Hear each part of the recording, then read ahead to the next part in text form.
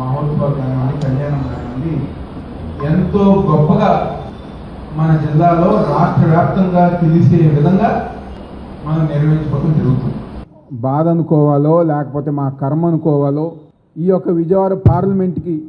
కేసినేని చిన్ని లాంటి ఒక పార్లమెంట్ సభ్యులు, ఎంతోమంది పార్లమెంట్ సభ్యులు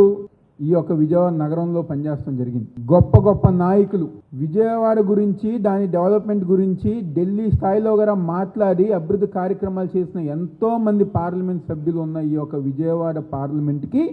కేసినేని చిన్ని లాంటి ఒక పార్లమెంట్ సభ్యులు దొరకటం మా కర్మ అని చెప్పి ఈరోజు సందర్భంగా చెప్తున్నా.